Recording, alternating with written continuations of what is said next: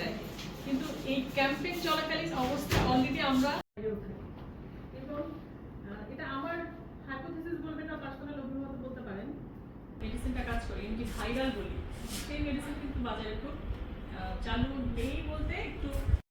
আর সাধারণত বড়দের ক্ষেত্রে রিস্কটা একটু কম বলবো এই অর্থে, যাদের 6 মাস থেকে 5 বছরের কম বয়সী সকল শিশু, এবং আমাদের ক্যাম্পেইনের ডোজ হচ্ছে একই 0.5 ml। আমরা প্রত্যেকটা ভাইরাস রোগ হলে এমনিতেই একটু ভালো খাবার দাবার খাওয়া, কিন্তু যেহেতু ইউরো মধ্যে আছে আপনারা সবাই, আমি আসলে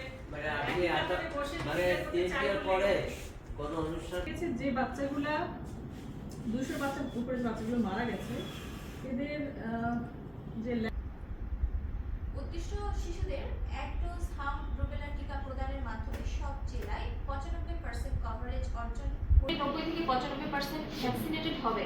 তখন বাকি যে শিশুরা পাবে না, তাদের মানে তারা হচ্ছে যে ভ্যাকসিনেটেড শিশুরা, তারা হচ্ছে দেয়াল হিসেবে কাজ করবে। সরকারি ও বেসরকারি সকল কার্যালয়ের সাথে সুষ্ঠু সমন্বয়ে নিশ্চিতকরণের নিমিত্তে সকল স্তরে একটু করে হাম রুবেলা টিকা ক্যাম্পেইন 2026 সনদ সেটা থাকবে না।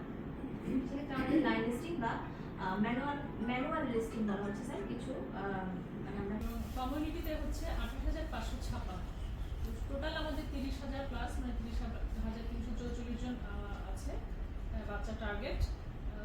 যেহেতু 5 বছরের নিচে বাচ্চা খুব কম স্কুলে পড়াশোনা করে, আর তো এই জন্য আমাদের স্কুলের টার্গেটটাও কম। এখানে কিন্ডারগার্টেন স্কুল আছে 38টি, মাদ্রাসা 50টি, টোটাল আমাদের 1784 হচ্ছে স্কুলে বাচ্চা টার্গেট। তো 30,000 প্লাস, নিয়ার অ্যাবাউট 30,500 বলা চলে। এই বাচ্চাগুলোকে আমরা এবার চেষ্টা করব এই ক্যাম্পেইনের মাধ্যমে এই এমআর ভ্যাকসিনের কাভারেজের মধ্যে আনতে। যে বাচ্চাগুলো মারা গেছে তাদের পার্সেন্টেজ করলে 70% বাচ্চা মানে টিকা পায়। আমার এমন হয়েছে মাদ্রাসার গেটে আমি আধা ঘন্টা 1 ঘন্টা দাঁড়িয়ে থেকেছি, লোকের বাড়িতে গিয়ে আমাকে ঘরের মধ্যে আমি বসে কথা বলি, মানে সেই